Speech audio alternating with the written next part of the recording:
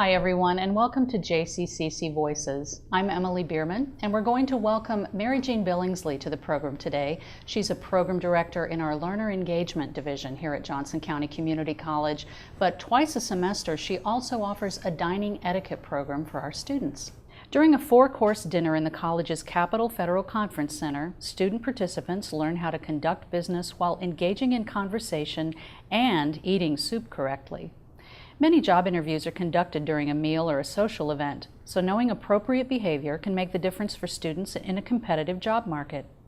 The seminar also covers business introductions, internet etiquette, savvy on the golf course, and business correspondence. So please welcome to our program, Mary Jean Billingsley. Hi, Emily. Hi, Mary Jean. Nice to see you again. Good to see you too. And by the way, I'm going to enter the chair from the right because that's the way that we would do it, and that's how we would teach students to do it. Good to know. Yeah. So you don't want to just come in and whip that chair back and sit down from either side, right? You don't want to whip it around because if there's a lot of us at the table, we're going to run into each other. I see. Well, so tell us a little bit about how First Impressions got started. Why did you start offering a course like this? You know, we had, I think that was in 1999, we had a student working with us who had attended a career services program on dining etiquette, and she just really loved it and thought maybe it was something we could bring to our campus. And so we said, well, let's check it out, and we took it to our advisory board of employers and said, do you think this is needed? And they said, oh yes, please do this for the students. So we began offering it in 1999. So these employers or other business leaders had obviously run into people at a meal or a social event, and things probably didn't go as well as they should have. Exactly. So that's why we started offering it. That's great. So obviously a program like this is really necessary. So why do you think that is? Why don't students just know this automatically? You know, I don't think it's being taught in home anymore. Things have become so informal. We dress informally at work. We sometimes eat things right out of the box at the table. And people are very busy, you know, you go through a drive-through on your way to piano lessons or dance lessons and things like that. So they don't sit down together to have a meal together. And it's a skill that they need to know because it's kind of a dying art in the homes.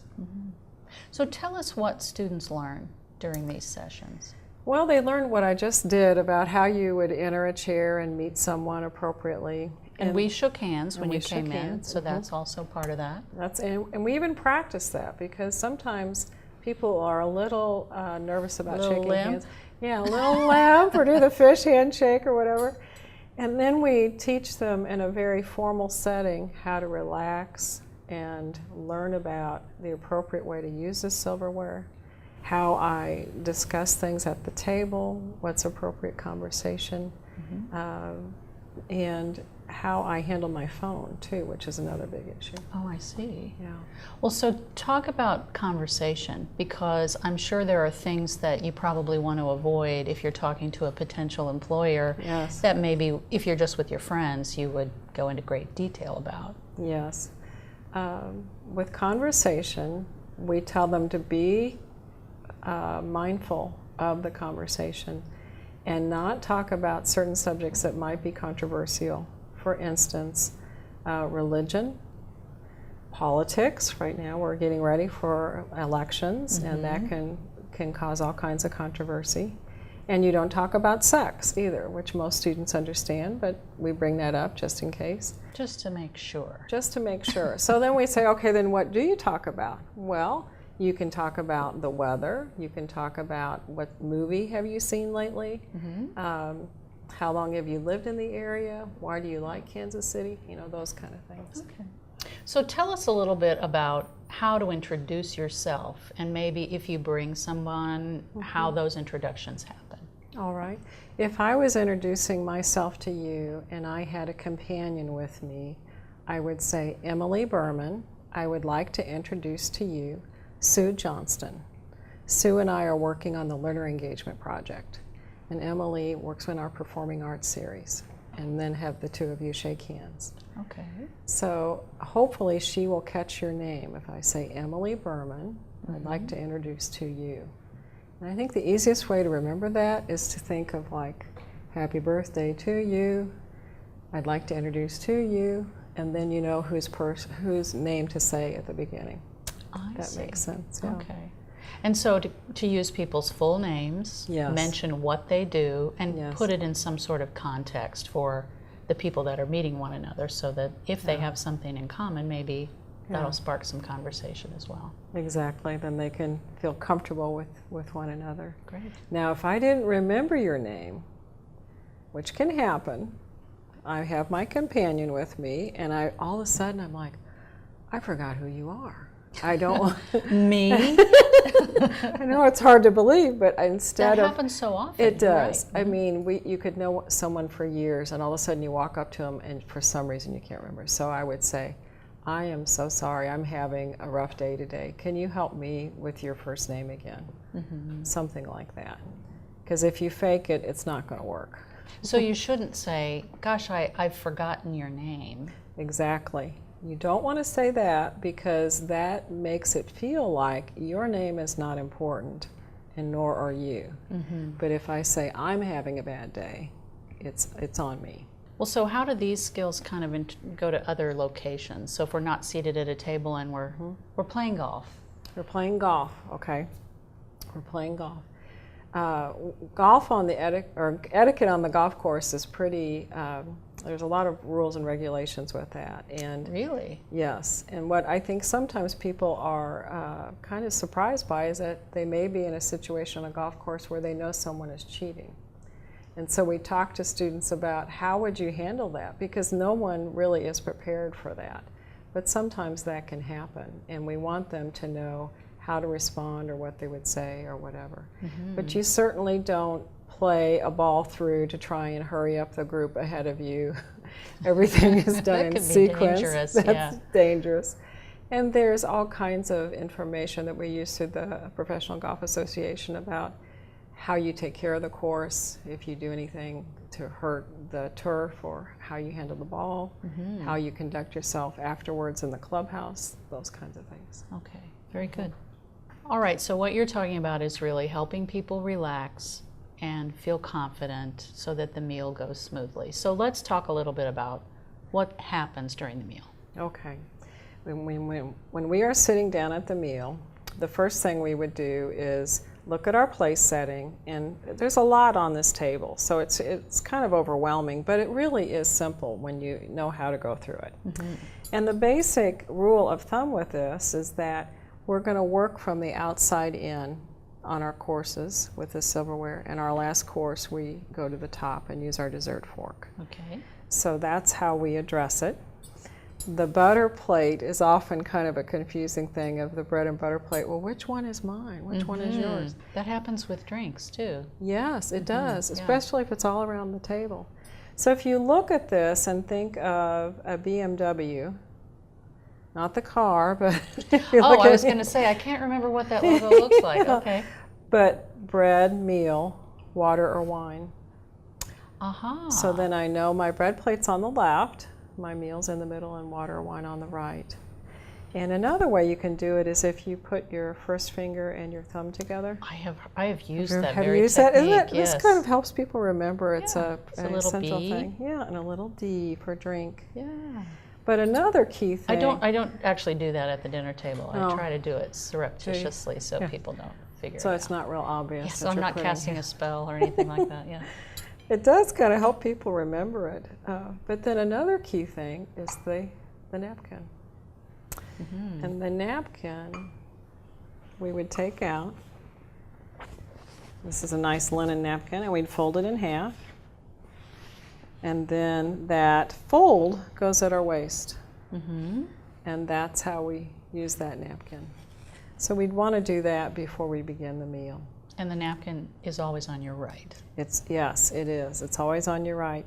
And if I am leaving the table and need to excuse myself, I would fold this up and put it on the chair of my seat. So not on your plate, Not on the on the plate. table. And that tells the service staff I'll be back I see. if it's on my chair. And then when our meal is over, I would put it to the right and that means I'm finished. Not in your plate. Not on your plate. That's correct. Yes. Good to know. Yeah. Okay. Yeah. So we start from the outside and we work in. Yes. So that means salad courses come first, maybe, and that's this fork. Yes. What about eating soup? Sometimes that starts a meal. And I Okay. think in different areas of the world, that can be handled differently. Yes, very much. And in fact, the salad even can. If we were eating in Europe, our salad course might come after the main entree. Oh, really? Yes, in our culture here, it's usually first. But with the soup, the way we would do our soup is we have on the outside is our soup spoon, and you hold it almost like you hold a pencil in your hand. And we would dip the soup away from us, like ships going out to sea, and then eat it from the side of the spoon. In America, this is the way we would do it. Okay. And we would not make a lot of noise doing this. We would not be doing like this. or Sometimes the soup's really good and Yes. you want to scrape it up, but that's Yes. not a good idea. Well, you know, it's really okay to even tilt it and get some out, which I Okay. think is kind of cool that's acceptable to do that because people naturally want to do that. In other cultures, the soup may be picked up and slurped out of the bowl. And we see that sometimes in Asian cultures, but we don't do that in America. If we did that here, that would be considered very rude. If we ate our soup American style in Asian cultures, we would be considered rude there. So it's very important to know what's appropriate in the particular country. Well, so say you're eating in the U.S., but you're eating with some dining companions that are from Japan. Do you need to adapt what you do based on who you're eating with? Oh, that's a good question. If I were hosting people from Japan, I would make sure that the meal is something that they're used to that makes them feel very comfortable. And I would learn to eat the way they eat it so that they feel welcomed and appreciated and respected.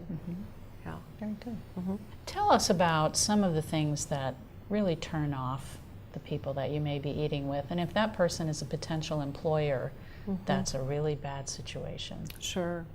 I think what can be very off-putting to an employer or someone you're really wanting to make a good impression with is at the beginning of the meal, if I'm given a menu, to order a very high-priced item, thinking, well, Emily's paying for this. Boy, I think I'll get something really expensive. Surf and turf. So, yes, that sounds really good. Because that gives a message to my employer that I'm not keeping my eye on the bottom line and the cost. So a good idea there is to order from the middle of the menu and maybe ask for suggestions. And then when I'm eating, I certainly wouldn't want to eat with my mouth open or full. I would not want to touch my face or do anything to my face during a meal, like put on my lipstick. I should excuse myself and go to the restroom to do that. And if my phone were with me, I would not have it on the table. Phones are just really, truly filthy.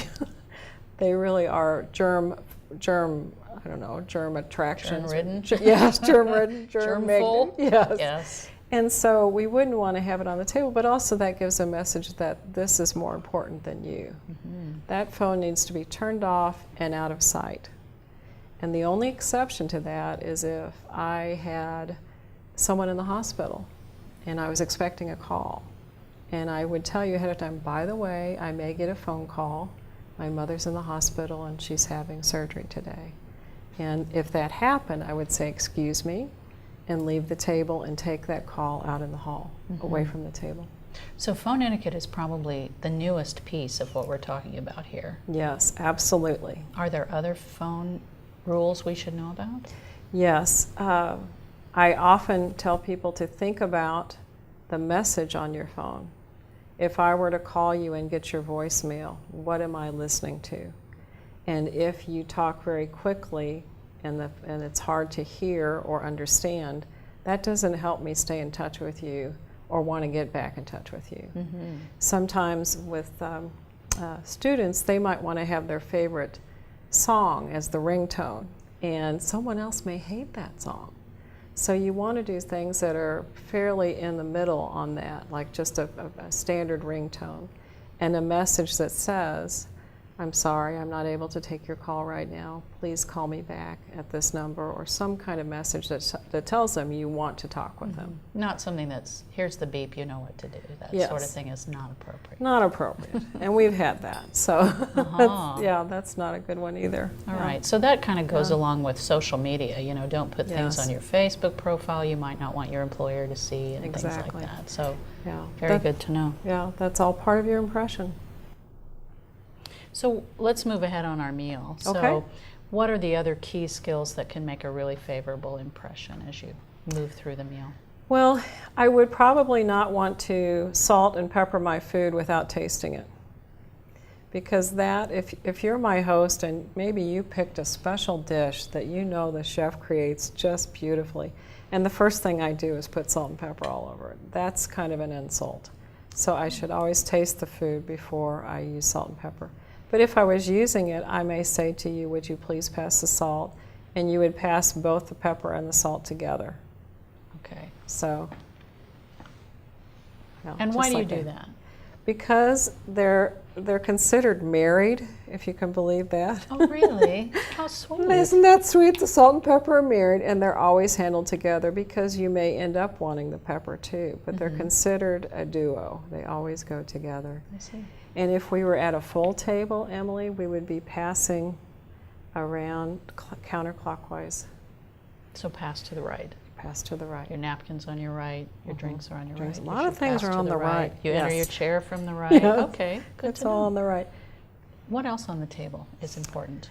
If I were using sugar in my coffee, I want to be careful not to draw a lot of attention to that. So I don't want to sit there going like this, like, okay, let me get this ready for this. I kind of have always wondered about that because Yeah. there's not a lot to mix up in there. It's kind of No. all the same stuff. Right? Yeah, it's all the same stuff.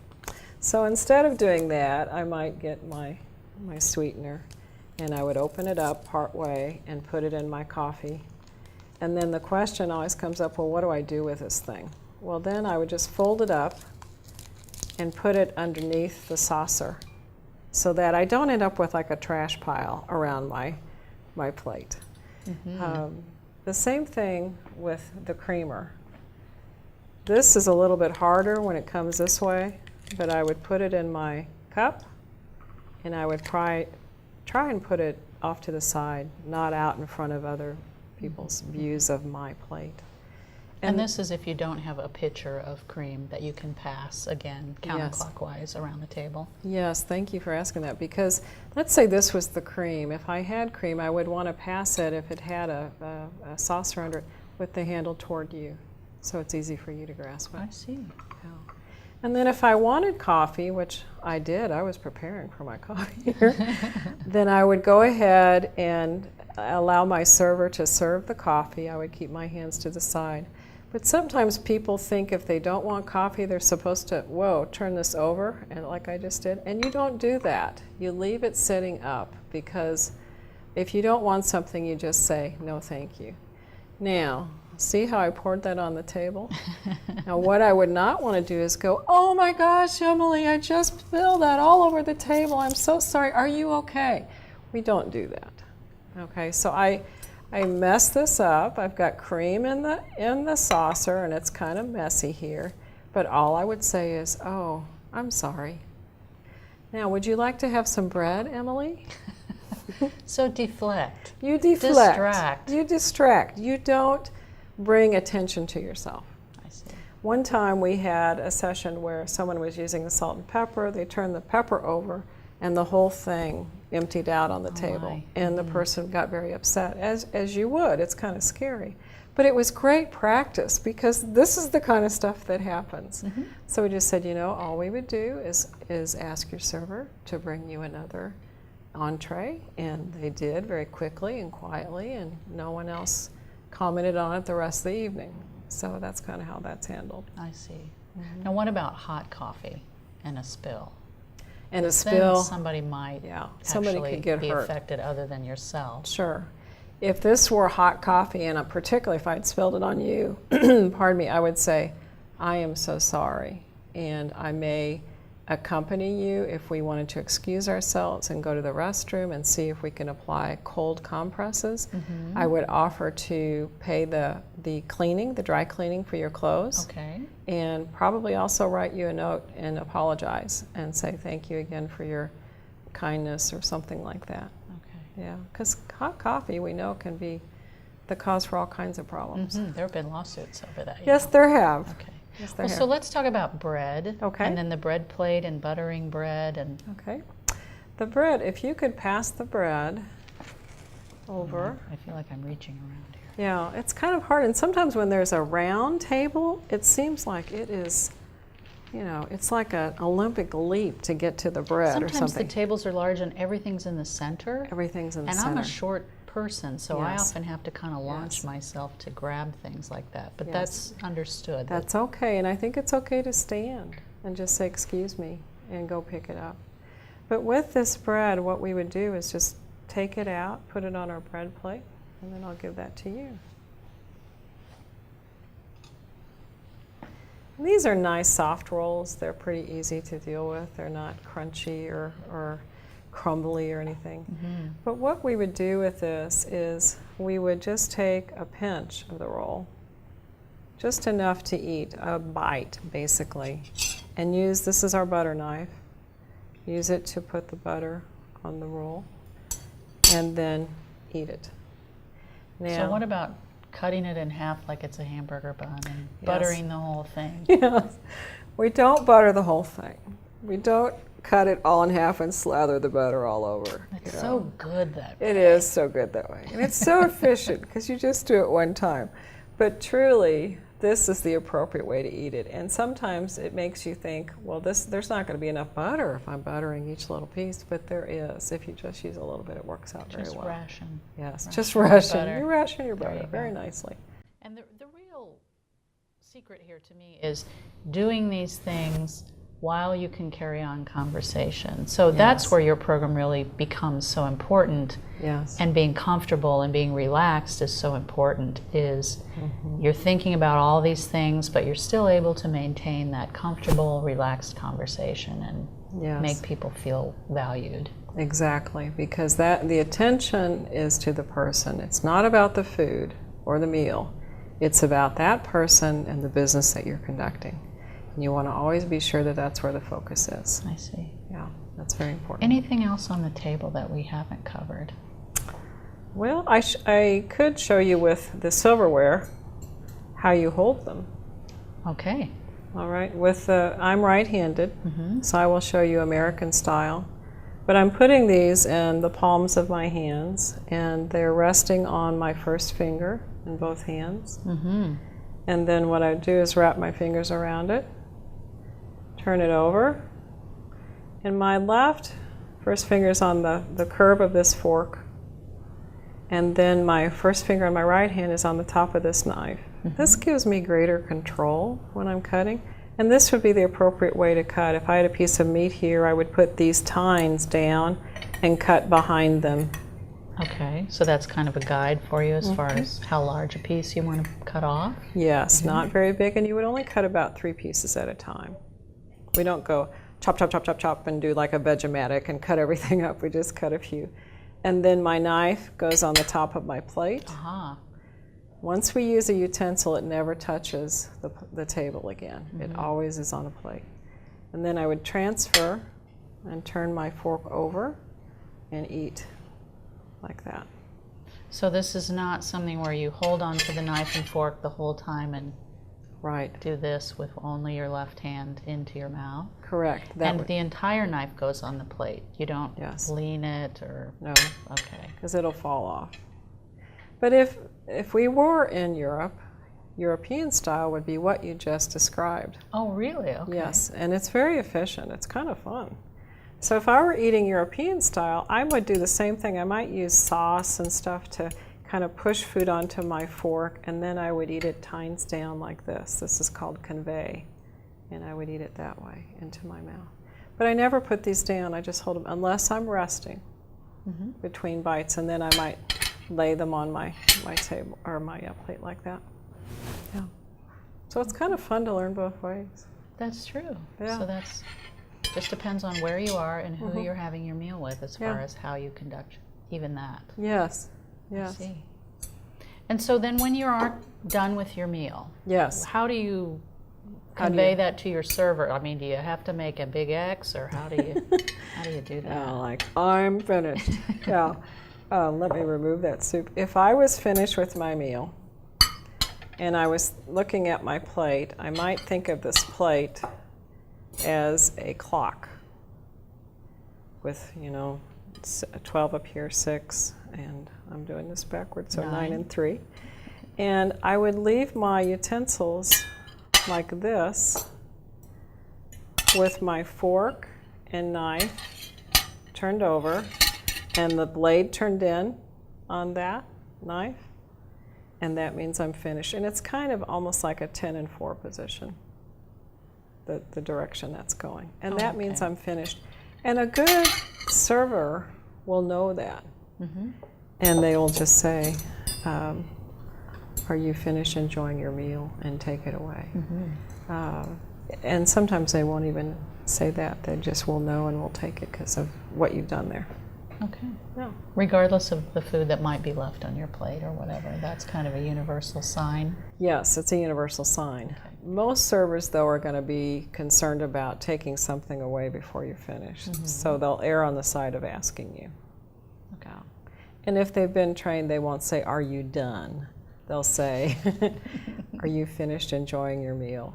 And Aren't you going to clean your plate? yes, they That's should left say to your that. mother to say. That's I right. guess. Eat those peas. That comes from your mom. Yeah, exactly. So once the entree is taken away, Yes. hopefully we get a really great dessert. Yes, we do. And you know what's really popular now, and has been for quite a few months, are cupcakes. And they're turning up at like wedding receptions and kind of yes. formal events, and they'll make almost these trees out of cupcakes that are beautiful. So we actually have some cupcakes we could try today if you'd like to. Who am I to refuse a cupcake? And they're chocolate too, which is pretty good. Then it's all the more reason. Okay, well, we'll try the cupcakes then. So if we were given this beautiful cupcake, and isn't it gorgeous with the chocolate and It's the got gold? gold flecks. It's the mean, perfect size. It's just lovely. But we wouldn't want to just pick this up, because what's going to happen? Well, you're going to get chocolate on your nose. Yes, I'm going to have a chocolate nose. And I don't want to miss any of this chocolate. So what we would do is, what I'm simply doing is rotating this cupcake around and removing the paper that it's in. And then I take it out of that paper. And kind of like we did with our wrappings, I'm just going to put that off to the side. And I'm getting some of this on my hands, so I'm going to use my napkin. Well, right. So if you get icing on your fingers, you don't lick it off. We don't lick it off, no. We want to, but we do not do that. And so then what I would do is maybe use my knife and fork and cut this in half. Now, do we use the fork at the top? Yes, Okay. thank you. The dessert fork. I pulled mine to the left. Yes, you'd use a dessert fork. And if you just cut it in half, sometimes the weight of these cupcakes anymore is so heavy just from the icing. Well, yes, they're- look at that. It just fell right over. Yeah, it's top heavy. So if you put it flat down like that with two halves, then you can just go ahead and eat it with a fork. And our dessert course is the one time you can cut with a fork and use it on its side. Okay. Normally we would always use a knife. But Now, mine didn't flip properly, but I'm not going to try to reflip it. no, Okay. it'll be disaster. Yeah, yeah. When in doubt, just leave it alone. And then Pretty delicious. isn't that good? Now, can you make comments about how delicious this is? Is that appropriate to just, not to gush over it, of course, but Yes, yes. We don't go on and on and on, but we can say, that is excellent. Oh my gosh, the chocolate, and that's great. Something like that. Okay. And if it was our favorite, we might say, thank you. If you're the host, I might say, thank you so much for thinking of cupcakes. I just love cupcakes. Something like that. Okay. Yeah, it's very good. So tell me a little bit about how you got interested in sharing this kind of procedure with other people. How did you How to get get into it? Well, you know, I was lucky enough to have a mother that really enjoyed this kind of thing, and she had a great sense of humor about it. So she would teach us about etiquette and dining etiquette, but she would also have fun with it. And so she encouraged me to do things in the kitchen and to try cooking and different things like that.